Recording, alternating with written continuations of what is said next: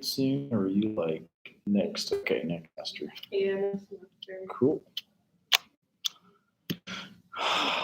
And then graduate school, or you're not sure yet? Right now,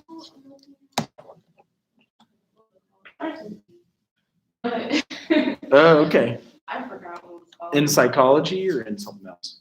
And something else in public health. Oh, right. Okay, good. Yeah. That's a good one.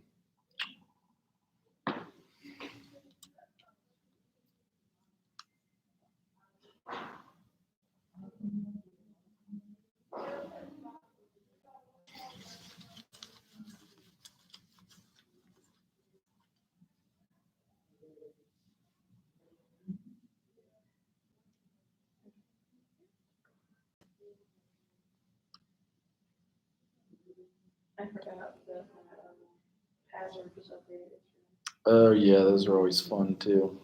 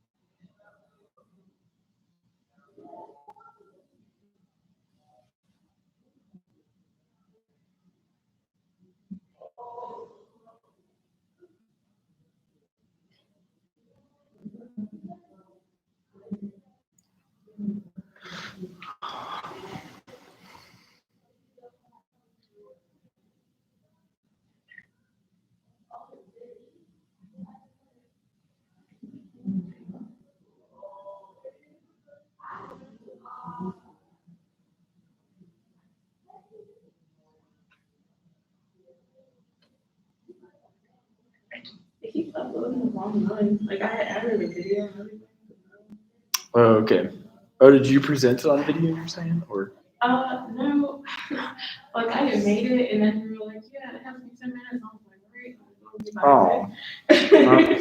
oh, I'm sorry you had to do that. Well, at least you got to practice. It's okay.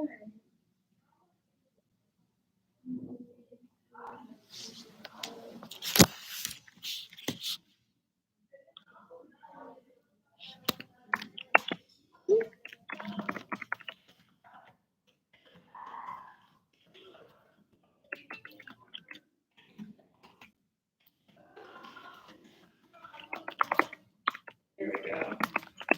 Okay. Okay, let's see here. Get that going, and you are in this one, or is it the other one? That one. That's it. Okay. And then I should know, how do you spell your last name? Martin. Cool. We have, oh yeah, PTSD is a big one. We were just talking about that today, actually, on research that we're doing for PTSD. So. Yeah, it is close to home. I actually have it. Oh, really? Okay. Yeah. All right. So I was like, that's okay. Right. Because you were deployed, right? Yeah. Yeah. You got to see like the other country and everything. Yeah. And it's like sometimes That's tough. it is, and like some days, like it's just like it can be like a struggle. Like I'll just have a down day, and like I had to just get back up. But, right. I've had a lot of friends that have noticed that have been deployed, and also those who've lived in third world countries, and you get to see the poverty, turmoil, trauma there, and it affects you. Yeah. But yeah, this is my post-traumatic stress disorder, and I'm Angelia. Okay. I said, what is post-traumatic stress disorder? It's a psychiatric disorder, I know this, that may occur in people who have experienced or witnessed a traumatic event, such as a natural disaster, a serious accident, a terrorist act, war combat, or rape, or who have been threatened with death, sexual violence, or serious injury. Facts about PTSD. It should be known that PTSD is not just a mental disorder diagnosed to combat veterans. PTSD can occur in all people of any ethnicity, nationality, culture, and at any age. It affects 3.5% of US adults every year, and an estimated 1 in 11 people will be diagnosed with PTSD in their lifetime. Women are also twice as likely as men to have PTSD, which, when you think about it, makes sense because we go through the trauma of just giving birth. Let me close this. I'm still listening. Sure. 3 ethnic groups, US Latinos, African Americans, and American Indians, are disproportionately affected and have higher rates of PTSD than non-Latino ones. So mostly you said Latina, Native American. And African Americans, which of course would be your minority groups in America. Symptoms can include both behavioral, mood, sleep, psychological. So with behavioral, you have agitation, irritability, hostility, hypervigilance, self-destructive behavior, or social isolation. Those are one of the main things that actually, I guess, diagnosed me when I first got diagnosed. When I came back from my deployment, it was just a lot, and I did not know how to fit back in with it seemed like normal society. So I was just by myself and in my room all the time, Right. and irritated easily by every little thing. Right. What year was that? 2019. Okay. And then 2020 came and just made it worse. Oh, yeah. Oh my God. Wow. But and then also mine was with sleep. So towards the end of my deployment, I had strong insomnia. And when I came home, I suffered with insomnia, nightmares, and then it got to the point where I could still see the nightmares when I was awake. So I'd rather be asleep. Right. Yeah. Yeah. So yeah, I think those are really like big, like in your face symptoms. But also the psychological symptoms like anxiety and mistrust, I think are ones that people just don't talk about. Comes to mood, you can tell, like if you're a really close person, you can tell with the mood, but a lot of times they can kind of go unnoticed. Right. Yeah. That's absolutely great. How is PTSD related to ACEs? Since that's what we've been talking about most of the semester. Of course, adverse childhood experiences are potentially traumatic events, and they're experienced in the first 18 years of life. Experiencing ACEs during childhood can disrupt a child's development and impact their social, emotional, and cognitive well-being well into adulthood. Those who have experienced trauma during childhood are at an increased risk of developing mental health conditions like PTSD.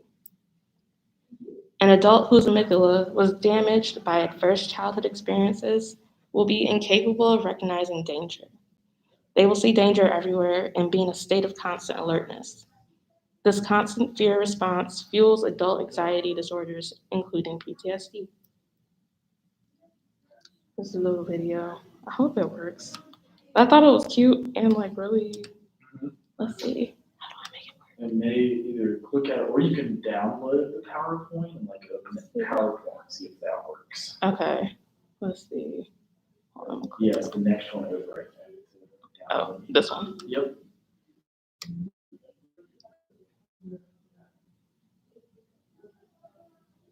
If you had like a link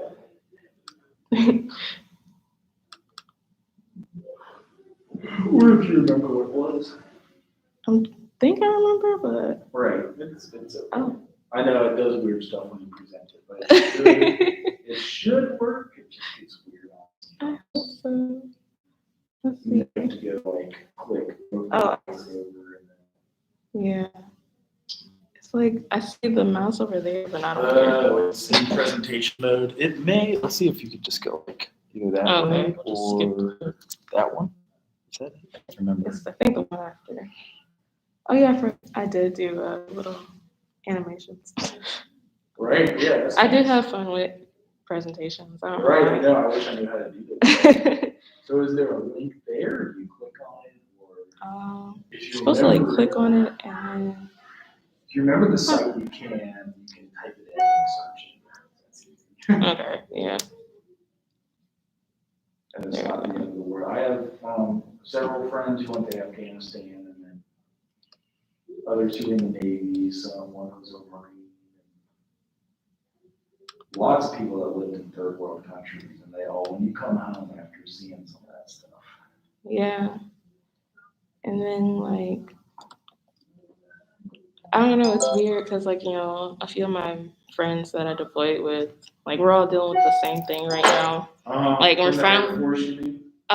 Yeah, from Army, but like we're finally like going to the VA, like being able to get through stuff because last year was so hectic. Right.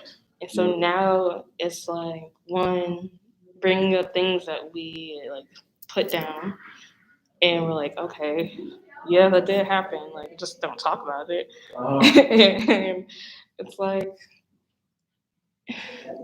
reliving it, even though it seems like when you go to sleep you relive it, but when you talk it out, you relive it. But it just feels nice to have somebody hear it. Yeah. And not look at you crazy. So you were all in the Air Force together? Yeah, in the Army, yeah. Oh, okay. Just a few of us. Yeah. Yeah. And then what part were you deployed to? Kuwait and Iraq. Okay. Yeah. I don't know why it won't play, and I don't remember where. I know. Do you remember where it was on the site? Is it like YouTube and you could search it? Yeah, it was on YouTube. Let me see. So open any there if you want. Let me see.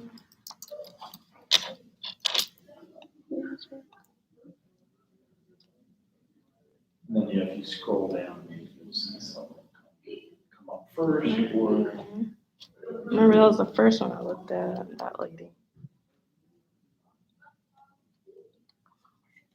There it is. all right. Okay. Awesome. That's good.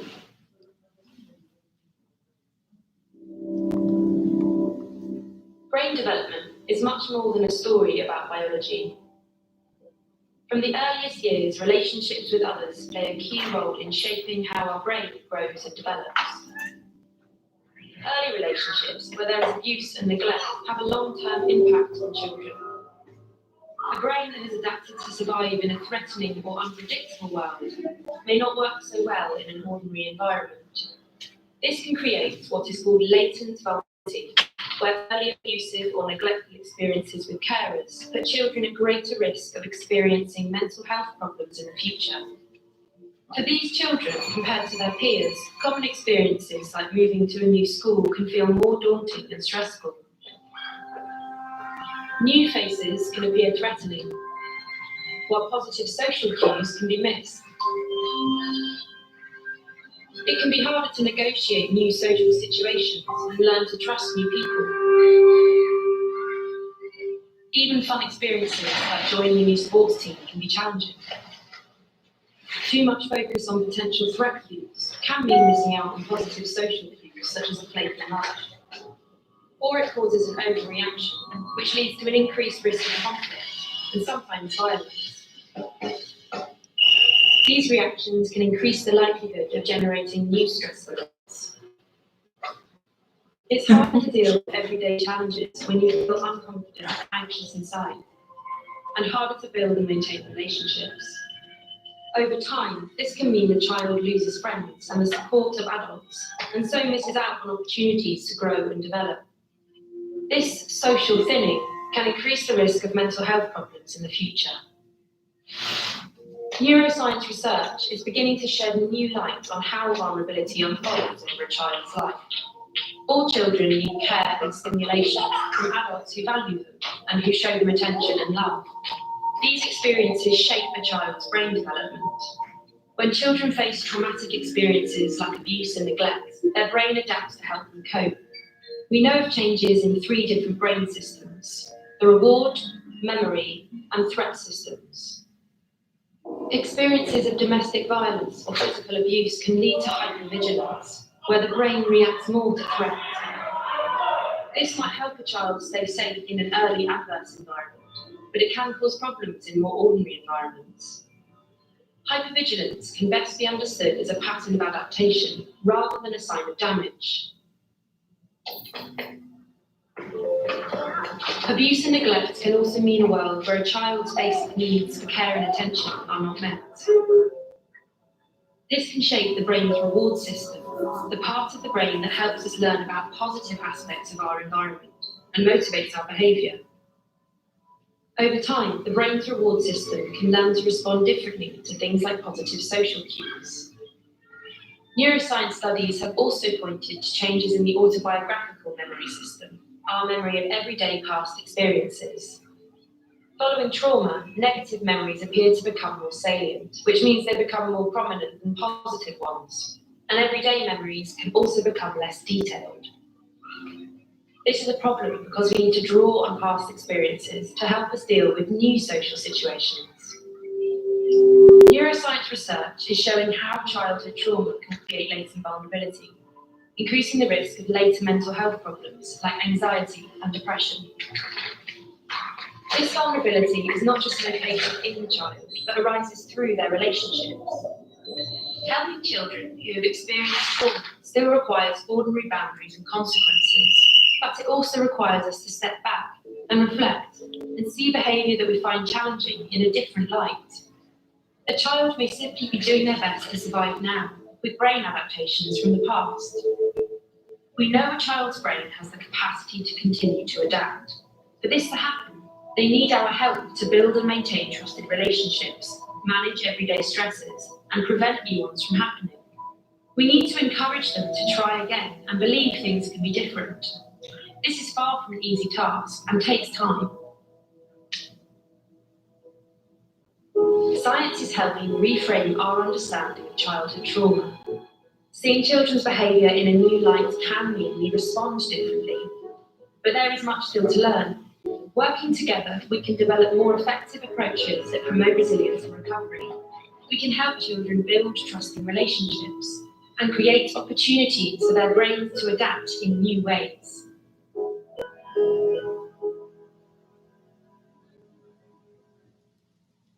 I thought that was a really good one though. That's great. Yeah.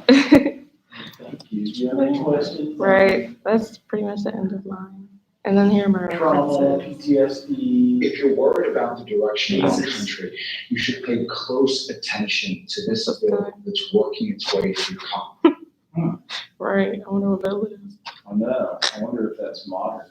I guess it is because it's advertising. I couldn't tell if it was a video. Well, cool. You also want to present.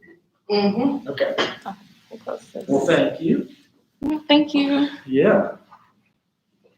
And good luck with the grad applications. Are those right now? You're filling them all out? Yeah. Really? Yeah. And just a few of them I really look like it.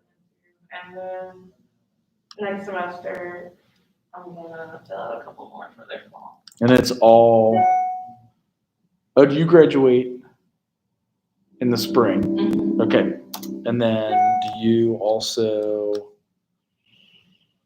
you're applying to all schools that are online, and then it's the same degree, right? The MPH, Master of Public Health. Okay, cool. That sounds exciting. And that's good. You just hedge your bets. You apply to as many as you can, see if they offer you money. Right. And then,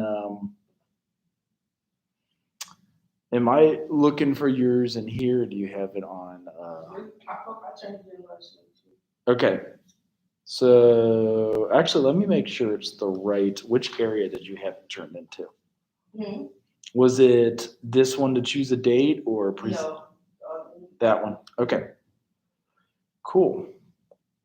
And is it, I'm trying to think did you turn it in the other class possibly for presentations in the other class, or it's this one? No, I turned it in now. I probably can pull it up on my Google though. Okay. And then, yeah, make sure you turn in here. Did you do the what parenting style that you had? No, that's what I was talking about in Right. the other class. Right. I just noticed Where the have you due turned date it in passed here? already. If the date's passed. There's this one. But then make sure to turn it into, It's right there. I think. right. So just I thought make I turned sure. it into the other one. It's okay. This is just the place that you pick the date. And so if you turn it in again, it's fine.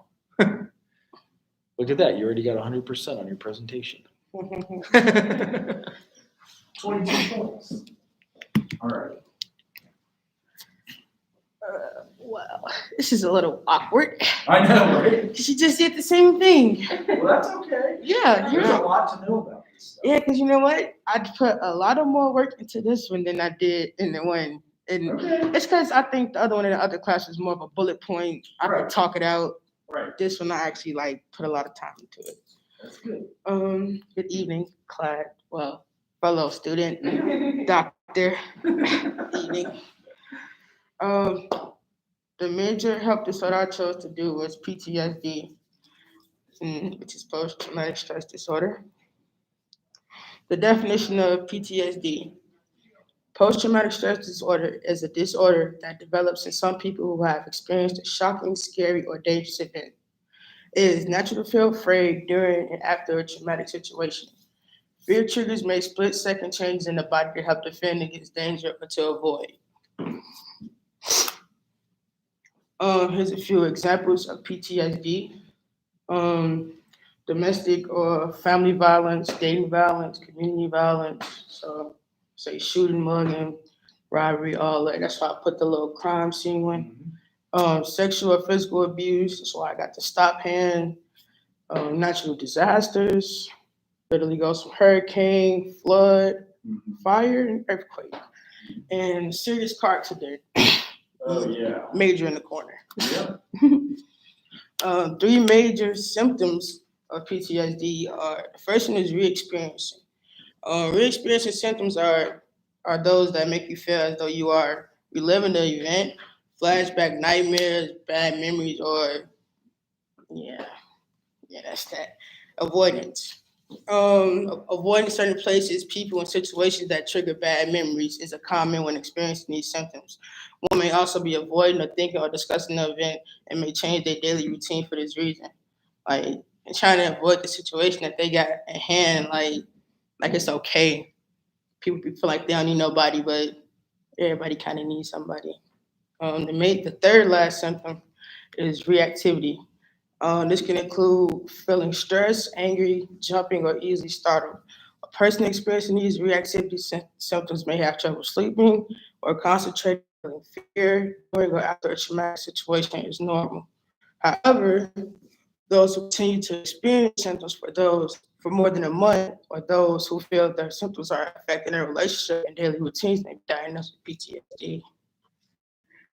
So these are like the 3 major symptoms that I found, but it's a lot of other ones. But I think these are the ones that, I don't know, I guess I understood the best, and I felt like it was major. Okay, there's 5 different stages of PTSD. First is the impact stage, the emergency stage, the traumatic event a individual is struggling to deal with, they have seen or been involved with. The second stage is denial. People suffering from PTSD will do their best to protect and numb themselves through the denial that the event occurred. Third step, rescue. Begin to come to terms with what has happened to them. In this stage, it can include returning to the site of the trauma, including returning to a home following a bushfire or a natural disaster. Number 4, short-term recovery. Enter recovery is starting to adjust to returning to a normal life after fulfilling his or her basic safety and survival needs. Long-term reconstruction. Coping coping mechanisms are created and learned to address symptoms and needs. New skills are integrated into daily life and able to people to look forward in their life. And then in the end, I got a video on therapy of PTSD. Ain't working in the last class. I know. Those stuck points have changed you. How safe and in control you feel, how much you trust yourself and others, and even your sense of Whoa, self-worth. whoa, whoa. It's starting to Yeah. It's okay. Oh, this is from the VA. I think you showed us this one before, probably. In the world. You might think you're to blame for what Seemed happened, familiar. or believe you don't deserve to be happy. You may start to believe the world is unsafe. Doing things like going to a grocery store or restaurant may seem too dangerous. These kinds of thoughts are common in people with post-traumatic stress disorder or PTSD. They're called stuck points. They keep you stuck in your PTSD and cause you to miss out on the people, places, or activities you used to enjoy. So how do you get unstuck? Cognitive processing therapy, or CPT, is a PTSD treatment that can help you break the negative thinking that's holding you back. It's based on the idea that our thoughts affect how we feel and how we act.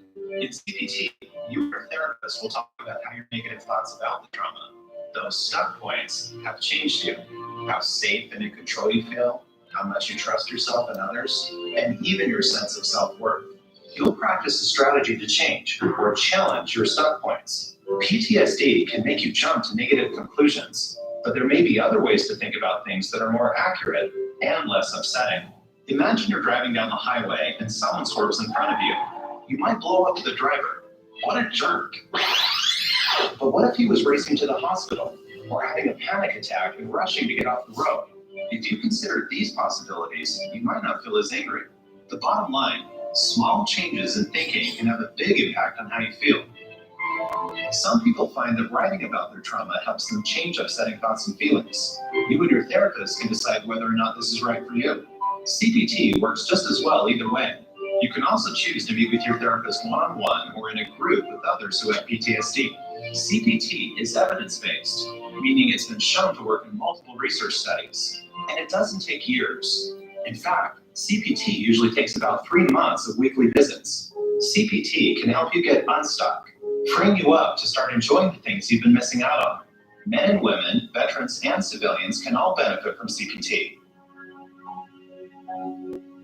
If cognitive processing therapy sounds like it could be right for you, talk to your doctor about finding a CPT provider, or visit the National Center for PTSD website at www.ptsd.va.gov to learn more about CPT and other PTSD treatments. No matter how long you've been living with PTSD, know that you can get better.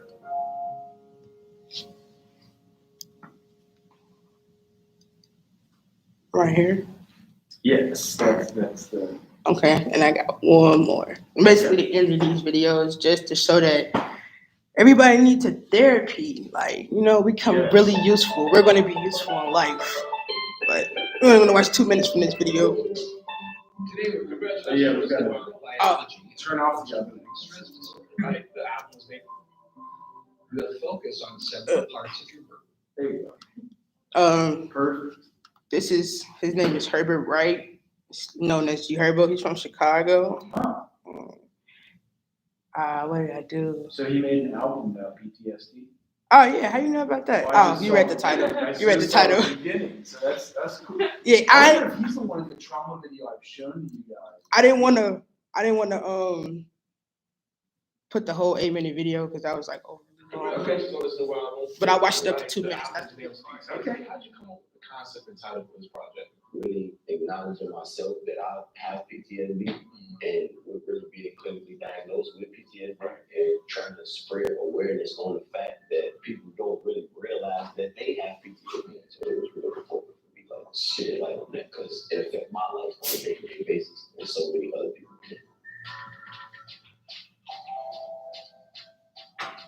How did making this album help cope with your diagnosis? Definitely therapeutic to get a lot of stuff off my chest that I didn't, know that I wasn't able to, So music always was like a form of therapy for me anyway. Like that's actually why I did it. That's why I started rapping because I was able to like tell my story in a way where it kind of like it made me feel better. Yeah, does understanding your diagnosis change the way you make music? I don't really like try intentionally to make music about that. You know what I'm saying? Like it just come off naturally because it's my life, like my lifestyle. Like I really suffer from PTSD. It affects my train of thought every single day. I just got a strong mind where I'm able to like understand it. You know what I'm saying? What was important to see professional help, therapists versus just relying on music? I think it was important for me to talk to somebody who's never been through the stuff that you've been through. Talking to my therapist, I was telling her certain stuff and she couldn't believe it. You know what I'm saying? Like I was so nervous my first therapy session, I cracked my ID in half.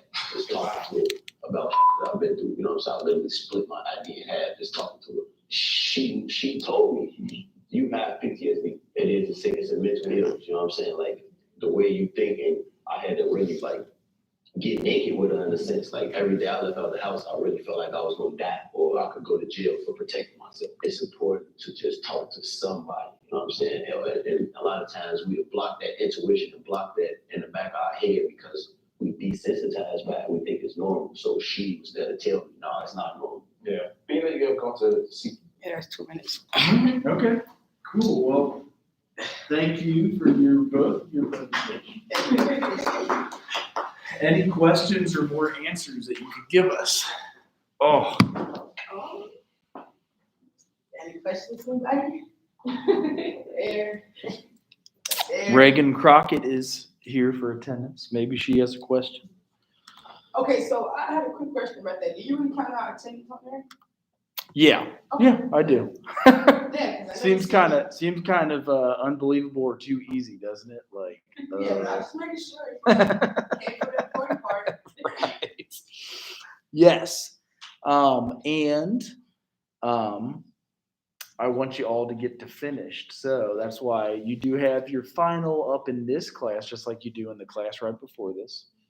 I don't think I have you for my intro to social work. So what's that? The final is that, right. It's the big paper that's specifically about either your experience or, let me see if I can open it right here because that would be easier to explain, but. And you gave us some questions, right? That was in the intro class. Okay. So that's the intro class, and that Look, is it's all my work. right. It's easy to mix them up because a lot of social work classes do run together. Is this all of it together? right? This one is more specific. So, what is the number of this class? Are we like 3012 or something?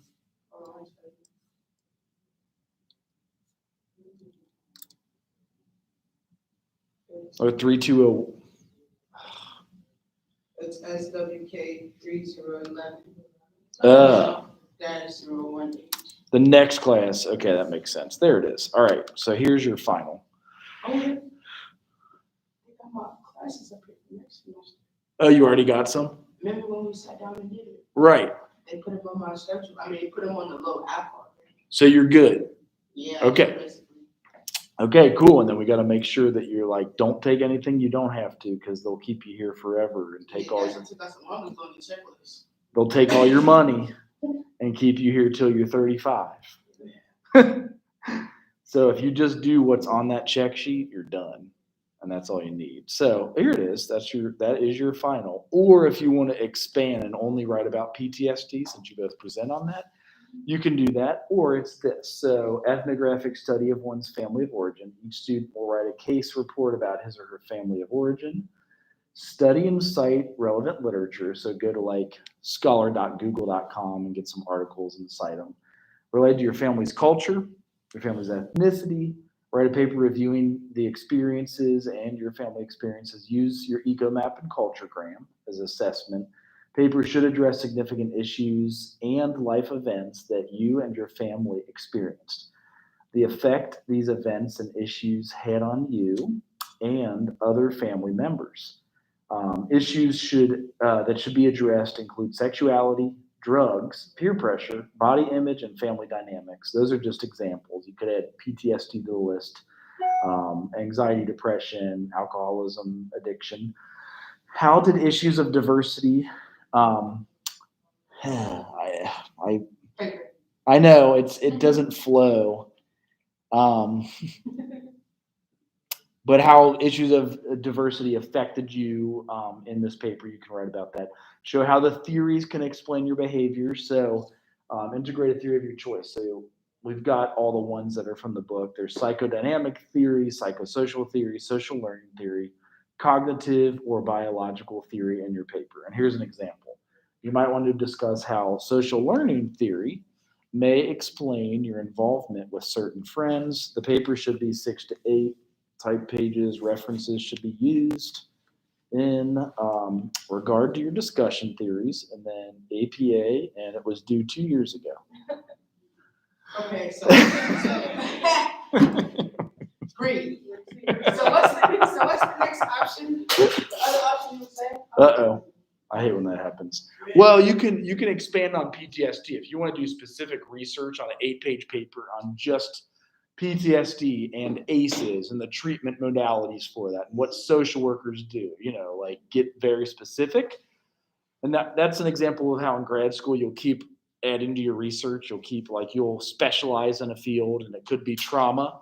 And because of that, you write always about PTSD and the most modern research that came out in 2021, stuff like that.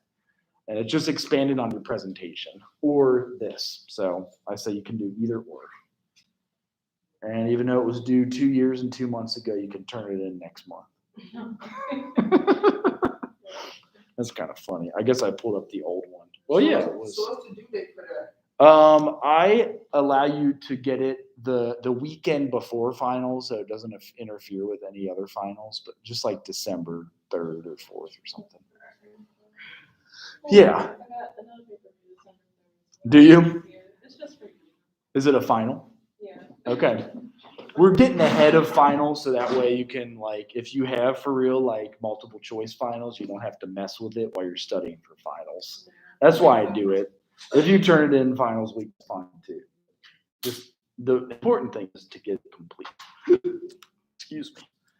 But that's all I have for today is you all get 12 days. You get 10 days off, but I don't see you for 12 days because it'll be 11:30 the next time I see you. And it's 11:18. It's kind of crazy, actually. So, yeah, and that even puts us at 37 to 40 minutes. So you get time for questions or to start working on your paper. Crazy. Too many things to do, but what are your other big finals you guys have? Special problems. My other social work class, the different policies. Oh, and stuff here. that's a big one, isn't it? Yeah. Oh, yeah. Who teaches that one? Jacqueline. Griffin? Yeah. I bet it's hard. Yeah. I bet it's hard. It's definitely. You told me that. It's been keeping me that's probably the most work I do each week. Is What's it? the class called again? It's probably a required